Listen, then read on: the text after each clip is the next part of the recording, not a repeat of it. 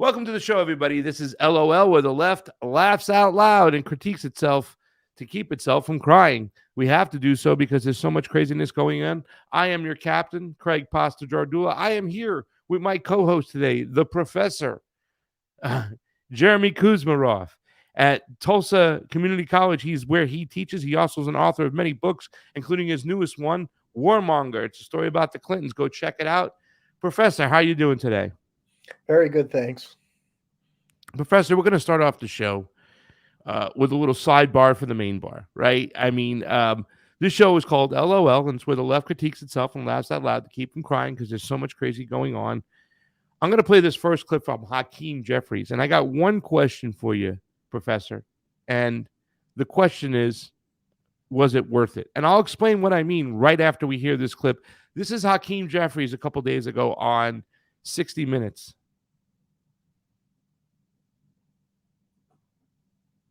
Are able to overrun Ukraine and then threaten NATO allies. No doubt that that's Putin's goal. We have no doubt that if Vladimir Putin is successful in Ukraine, he won't stop. Vladimir Putin went into Georgia, but said it was only about Georgia, but he didn't stop in Georgia. Then he went into Crimea, but then it turns out that it wasn't only about Crimea because he invaded the entirety of Ukraine. Are we to believe that in the face of this kind of consistent aggression that he's only going to stop in Ukraine? Of course not. Are able to overrun Ukraine. Jeremy, Professor, the question is, and I'm looking at my notes over here, was it worth it? As we look at today, was it worth it? Capitulating to the establishment years ago. I mean, there's no grassroots movement.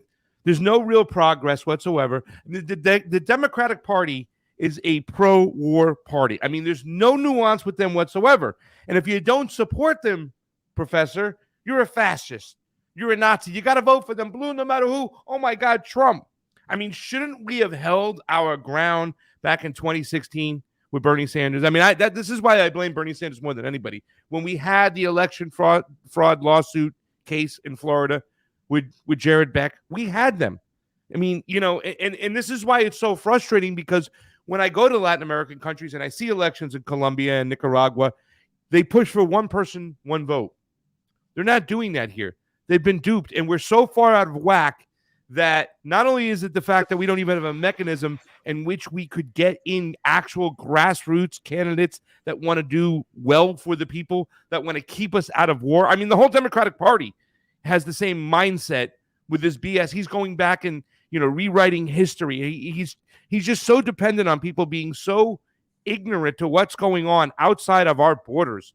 Was it worth it at the end of the day? Because not only do we not have the mechanism, Professor, to get somebody in there, we're stuck with these warmongers. Please, go ahead. Well, yeah, I give him an F for his comments. If he's writing a paper in a history course, he doesn't know what the hell he's talking about. And, it's sad that we have these kind of people in positions of authority who can shape public opinion, spewing nonsense. The case of Georgia, the major EU investigation found that Jordan were responsible for that conflict in 2007, 2008. It was over a breakaway province within Georgia. The National Endowment for Democracy and CIA and Bush administration had supported a color revolution in Georgia that brought in neoconservative Mikhail Saakashvili. And that started a lot of the unrest in the country. And, independent, again, objective report didn't find that Russia was the aggressor in Georgia. And I don't know what he's talking about that they didn't stop in Georgia. I don't know what country you're referring to. And then he's referring to Crimea. Well, the Crimeans voted for their to rejoin Russia in a referendum that was overwhelmingly approved by their population. It was in the 90 percentile, by the way. After the U.S. supported a blatant coup, Stratfor said that this was the most blatant coup in history. Victoria Nuland and her friends coordinated this coup. They call it the Revolution of Dignity in Ukraine, by a group of Banderites and neo-fascists who were involved in overthrowing a legally elected government led by Viktor Yanukovych and terrorizing the opposition. The Crimean didn't want to be, part of this. And I mean, Russia has historical connection with Crimea. They have military bases, their major naval base in Sevastopol, and they feared that they were going to lose their naval base. So, I mean, any country would act the way Russia was acting. And this claim that they're going on to other countries, there's no proof at all. And it invokes Russophobic texts that go back, centuries, where imperialistic leaders like in Britain and France are always claiming there was some grand blueprint that Russia has for world conquest. And really, it's these countries. The United States is the one with 800 overseas military bases, or 1,000 bases, and the most aggressive country in the world. So they're projecting what the U.S. is doing onto the Russians. And the public should be better informed and should stand up to these kind of ignoramuses who are running our government. And you know what, Professor? I know we're not holding class here. We're kind of venting and getting really mad and pointing out the obvious out there. These people don't know when to stop. These people don't know when to stop. Just recently, too, as well, the Russians called the ambassadors from Great Britain and French to tell them that Moscow knows that there are troops in Ukraine. And they're spending they spent about 40 minutes there. They left. None of them went to talk to the press. But, I mean, this is getting insane. It's now escalated again. Jamie, you can throw that up there so that people can see that as we're talking about it. It used to be one thing where it was like, oh, the French just have mercenaries there. That's okay. But now they're actually talking about, and this is America doing this. This is the French, the Brits. The Russian ambassador has also said, if we have any British weapons inside Russia, then you're going to be an open target anywhere. They're pushing for World War III, and the Democrats, the left in the United States, they all kind of echo the same narrative or rhetoric from Hakeem Jeffries. Putin, he's evil. And they take CIA and FBI talking points. There used to be a time, Professor, where the Democrats used to push back against the CIA and against regime change. Now it seems like they're all for it. Yeah, well, historically, the Democratic Party was a very hawkish party. You had a figure like Woodrow Wilson, who deceived the public in World War I.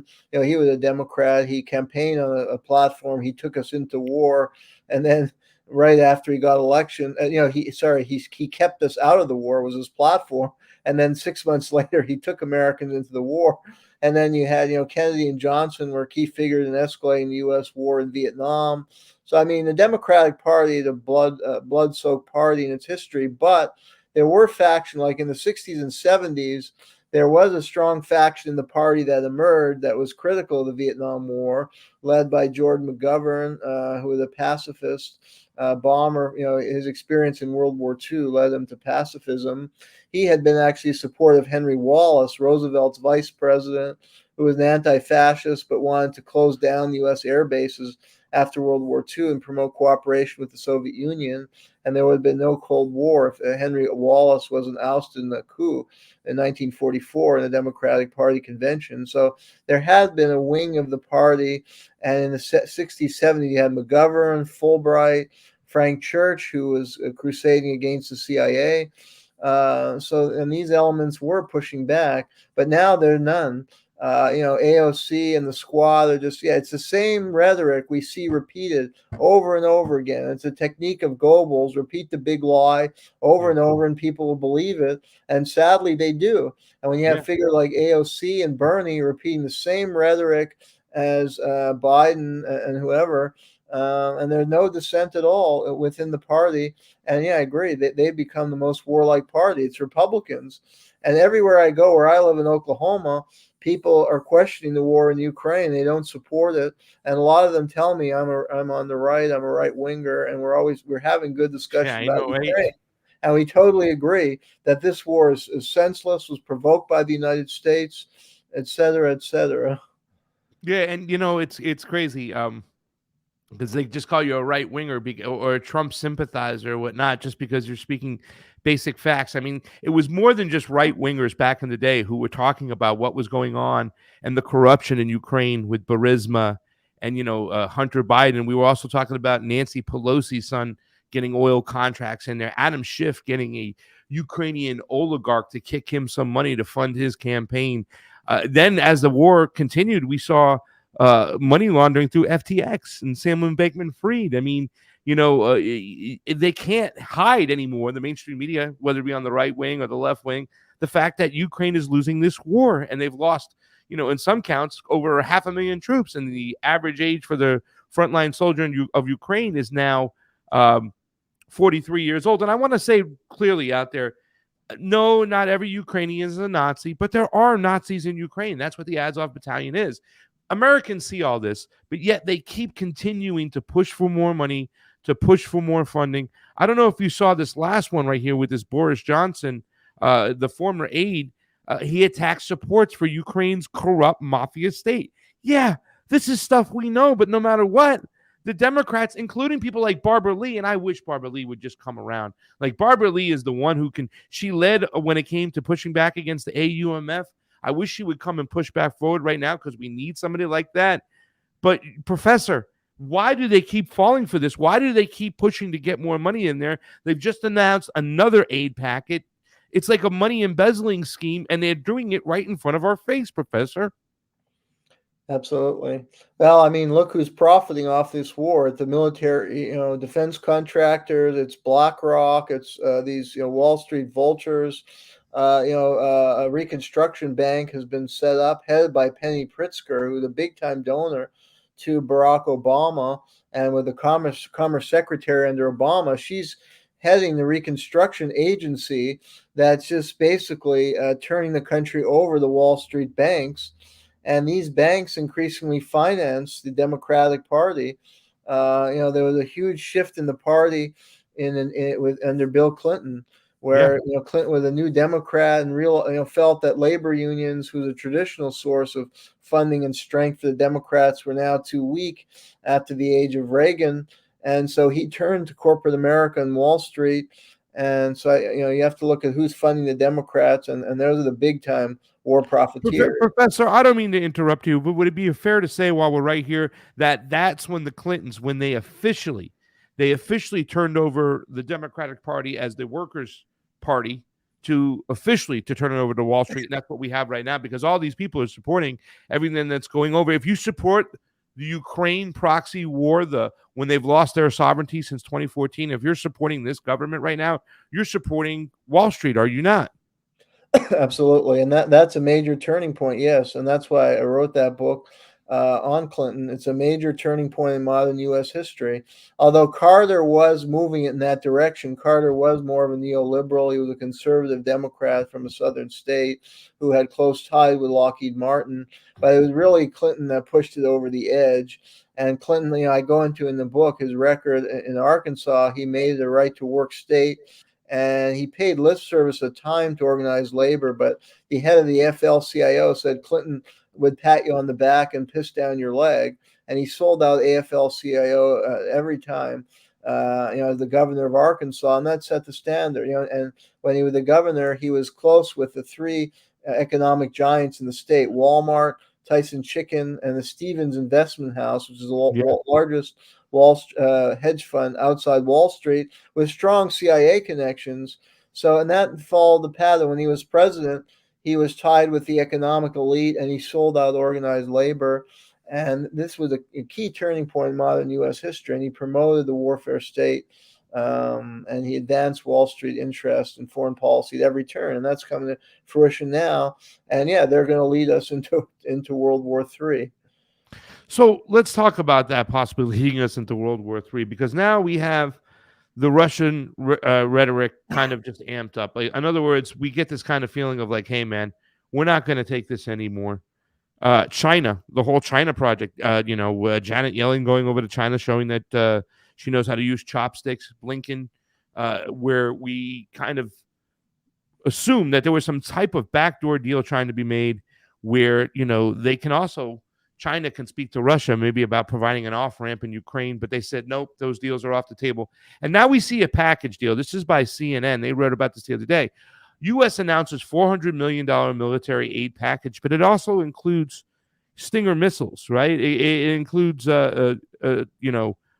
Patriot missiles, not Stinger missiles. Stinger missiles is how we got in trouble there in the first place. But Patriot missiles, artillery rocket system, HIMARS. I mean, is it just at a point where they're just going for broke now? They're going to try to get us into a full-scale war? I mean, it's terrible. Well, yeah, it looks like they want that. They're sending all, as you say, these long-range missiles that can strike into Russia. I mean, maybe that's what they want because they're misgoverning at home. They have no legitimacy or credibility among the U.S. population, and that's an old trick of ruling elites. When they lose legitimacy at home, they take push the for war. war abroad that will Yeah. try and rally people, and that's what the Israelis did under Netanyahu. So I think that's their gamble. That's the only way to sustain their power by provoking an overseas war, and that will mobilize people against this Russian enemy that they've been demonizing for the last decade. So, anti-war also reported the other day that Ukraine's Kharkiv commander gets replaced as Russian forces advance. The Russian forces are moving on. They're going right now. I mean, we see this whole situation. We see a lot of protests that we should kind of transition into and talk a little bit about these protests that are going on. And if I could just say one thing, in Sure. the article, he says this commander who resigned said this is a quote, the Russians just walked in. They just walked in without any minefield. So they're clearly advancing very rapidly, and this is a collapsing house of cards in Ukraine. And it gets to our last point. These Democrats like Hakeem Jeffries are deluded from reality. Yeah, and we understood that they're going to flat lands now, right? It's the next part of geographical locations are pretty flat from here to Kiev. In other words, somebody should make that song. It's flat from the front line to Kiev right now. And listen, I don't know how Russia's going to exist and try to go back to the way things were before 2014, especially with this kind of puppet government that's arming Banderites, for crying out loud. I can't think of a way they can move along without removing the Zelensky government. If at the very least, try color revolutionizing it by supporting an opposition or whatnot to get a bigger voice. But they've lost the whole Donbass voting bloc, so it doesn't seem like there's any way out of this. But let's talk about the protests for a second, because we see the protest out there, what's going on for Israel and Gaza, the Gaza situation, occupied Palestine.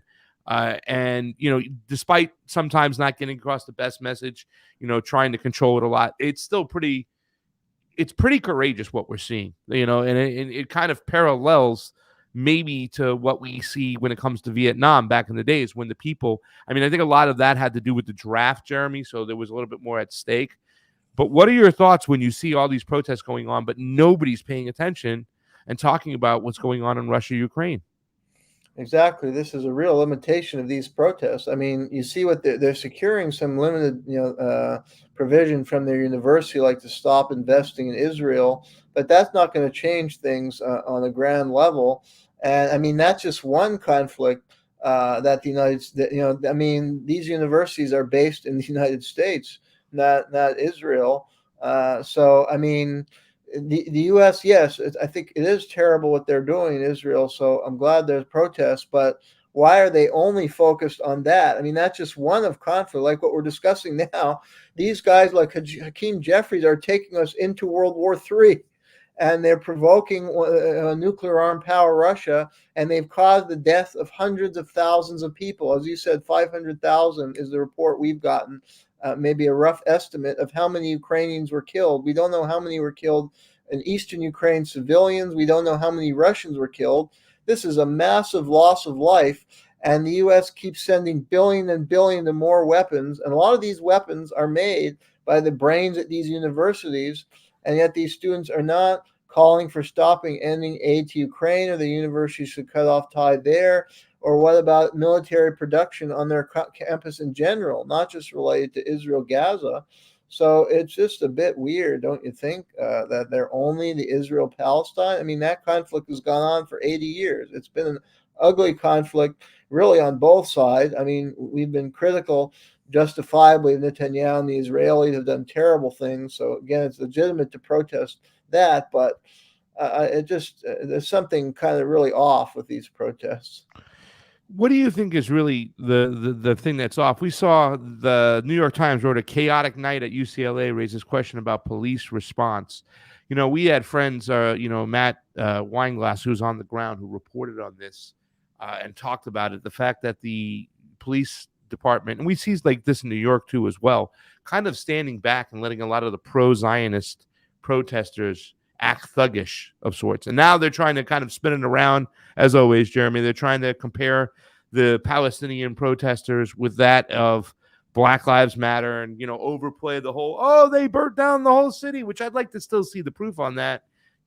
All the city they burnt down. I know there was, violence and breaking and entering and stuff going on, but I think they've kind of overplayed that card to try to make it look like it was the summer of burning down the house, Not to say that, and it's crazy because the same tactics that are used, that they use on the left, the right, the left uses on the right, right? I mean, January 6th, this whole situation that's going on.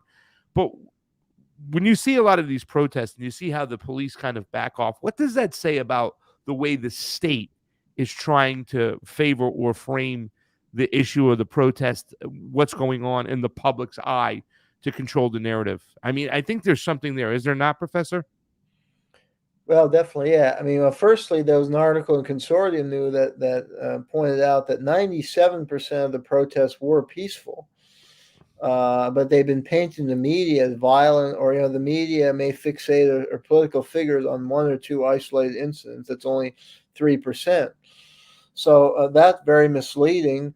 And then, it shows the priority of the police. I mean, the police were not there to protect the protesters at UCLA who were attacked violently. And I mean, they have a right to legal protest. We can question some of their tactics and why are they only protesting this and not that. But they do have a right to protest, and they have legitimate cause to protest, as we've been discussing. And there's no right for these people. No, I mean, the people who violated the law are the people who attacked them physically and put them in the hospital. I mean, that they should be charged with assault and unlawful use of weapons. And the police should have been there to stop the violence. But it showed with their priorities. And I wrote an article, and I referred to a book by Frank Donner, who was the head of the ACLU many years ago. And his book was called Protectors of Privilege, and it was a history of police repression in America. And the police always stand on the side of privilege and power, and usually reactionary movement, like these counter demonstrators who are just hate-filled people who are supporting war and military aggression in the Middle East, and they just violated the law by attacking these protesters and the peaceful protesters, and police did nothing. So it showed that the police are not there to protect the public, they're to protect people of privilege and to align with right-wing reactionary groups. Yeah. I think that's the most important thing to point out. They're not there to protect the public. They're there to protect those with privilege. And we had kind of pointed out when it came to UCLA, and we went there the day after. We missed it by a few hours, unfortunately, me and the professor, to cover it. We saw the bulldozers out there. We saw them cleaning it up. And it was very fitting because from what we had heard, our intelligence, our boots on the ground, our people who covered it, that the police were obviously, they declared it an unlawful assembly. And they were protecting those in privilege, the people who lived around that area, the Zionists, whether you like it or not, the pro-Zionist, the pro-Israeli geopolitical state, representatives that were there were people who lived in that area, the majority of them. Some of them were very big, some of them were older. And these were the protests themselves for a ceasefire, which was one of the demands. Those were students from all around the nation. And it's kind of crazy the way, the police protected those in privilege and power. That's it for this segment of LOL, where the left critiques itself and laughs out loud to keep from crying. I am your captain, Craig Pasta Jardula, here with the professor, Jeremy Kuzmarov. We'll see you on the flip side. If you want to see more of this, go ahead and check it out. Pasta to go. We're everywhere. YouTube, Rumble, Twitter. We'll see you soon.